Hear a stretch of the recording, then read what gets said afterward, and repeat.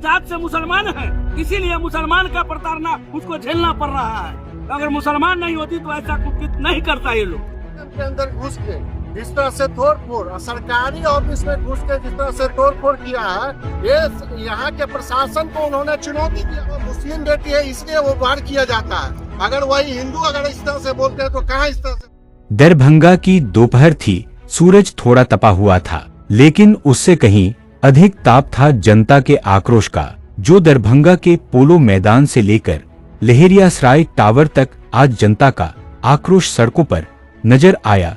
वजह थी नगर निगम की उप महापौर नाजिया हसन पर भाजपा और आरएसएस कार्यकर्ताओं द्वारा किया गया हमला। यह हमला सिर्फ एक व्यक्ति पर नहीं, बल्कि लोकतंत्र, महिला सहभागिता और नागरिक अधिकारों पर था।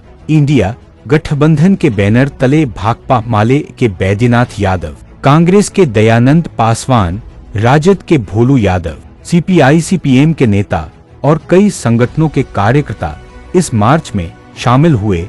एसएसपी कार्यालय होते हुए मार्च लहेरियासराय टावर पहुंचा, जहां सभा में नियाज अहमद और मोहम्मद असलम ने इसे मिथिलांचल की अमनपसंद परंपरा पर हमला बताया। नेताओं ने प्रशासन की चुप्पी पर सवाल उठाए और चेताया, अगर दोषियों की गिरफ्तारी नहीं हुई तो यह आंदोलन और तेज होगा।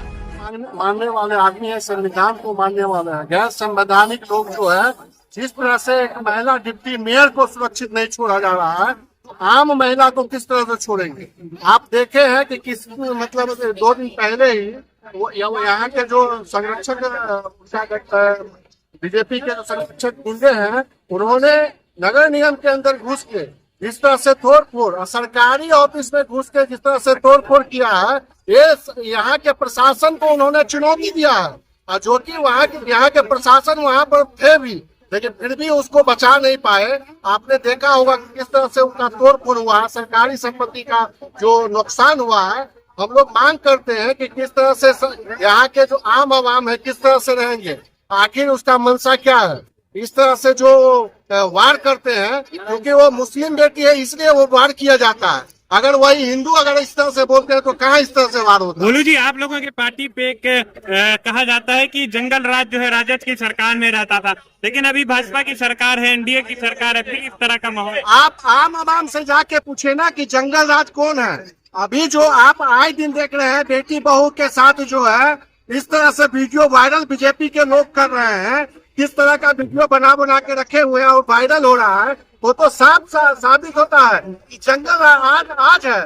ना यहाँ स्वास्थ्य विभाग ठीक है, ना यहाँ शिक्षा विभाग ठीक है। आप देखिए ना प्रशासनिक विभाग ठीक है।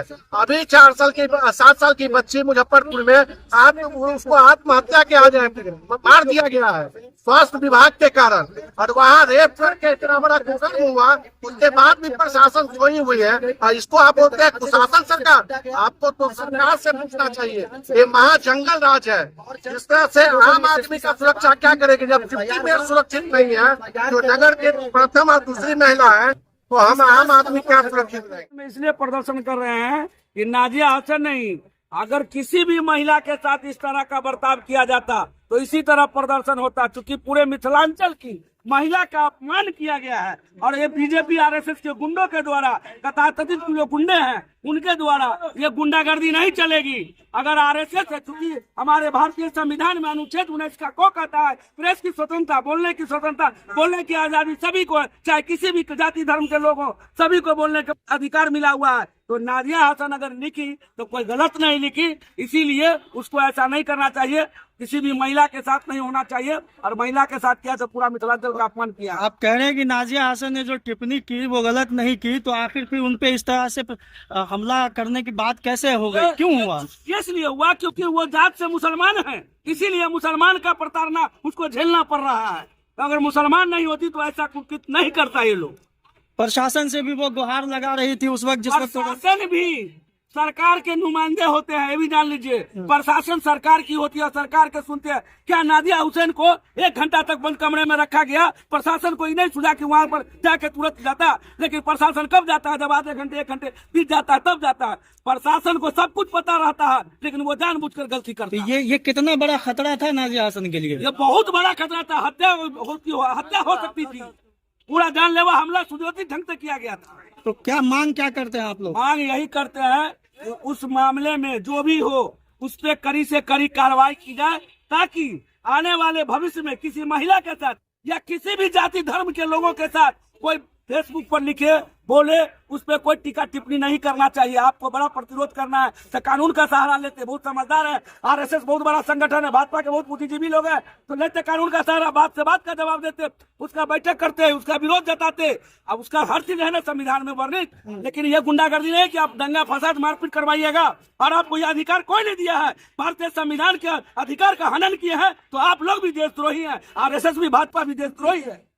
मेरा नाम वीरेंद्र कुमार पासवान गुरु कर रहे हैं, प्रदर्शन कर रहे हैं, क्या मांग है? क्या हमारी मांग है नाजिया हसन जो दरभंगा जिला की उप महापौर है, उनके कार्यालय कक्ष में घुसकर संघी भाजपाई लोग जो आक्रामक तरीके से, गैर संवैधानिक तरीके से उन पर जो जानलेवा हमला किया, सरकारी संपत्ति को क्षति पहुंचाया और जिला प्रशासन कोई नहीं सुनने वाला था।